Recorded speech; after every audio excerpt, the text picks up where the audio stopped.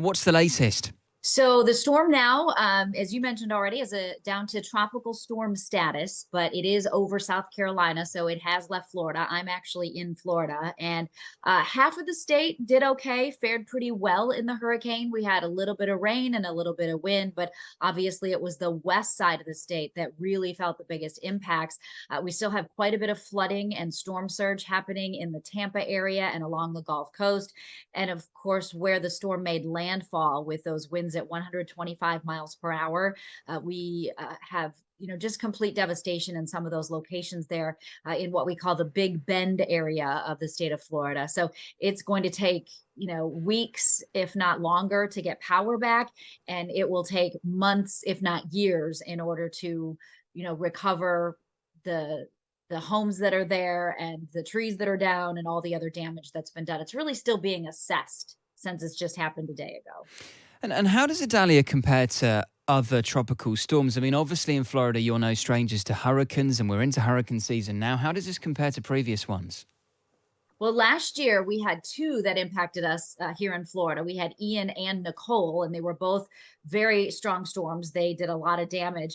This one was a little bit stronger, and also it made landfall in a spot that has not seen a landfalling hurricane in years. So it's very rare for storms to be in the Big Bend area for whatever reason, climatologically.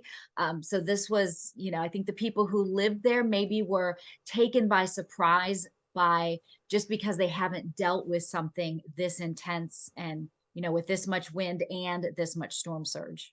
So is that why the damage caused is so extensive and may take so long to repair? Because it's made landfall in parts of Florida that just doesn't normally see hurricanes like this. Exactly. And it's actually kind of a rural area. It's not a well-populated place, but where it did make landfall, Cedar Key is the name of the town. And if you look at it on a map, you'll see that it's almost like an island. It's a little peninsula that just kind of sticks out by itself off the coast, the mainland of Florida. So that's another thing, since it was surrounded by water, that there was a lot of flooding in that location and a lot of storm surge. Interesting hearing from Joe Biden saying that he's going to help with extra support for affected states. And obviously the governor in Florida, Ron DeSantis, says the main focus is the relief effort. When it comes to relief effort in places like Florida, how much is it normally done at a state level, and how often does the federal government step in? Well, state level for sure. Every time we have a hurricane, I think we've all gotten used to this, especially over the last 20 years or so, when we've really started to see an uptick in hurricanes affecting us. And so with each storm, I think we learn a little more and people are prepared a little bit better. But yes, usually we don't get the federal government involved unless it's major devastation. And that does happen once in a while, but it doesn't usually happen every season. And just finally, Amy, just remind us of the course of the storm now. It's gone up through Florida, through Georgia, and it's now in the South Carolina area, is it? Yes, it's right along the coast in South Carolina. There's tornado watches in effect for tonight. It's 12:40 here local time on Thursday morning in Florida. And so the tornado watches are in effect for several more hours yet into Thursday. Once the storm leaves the coast, it is expected to head away from the US, but it's still going to maintain strength for a little while.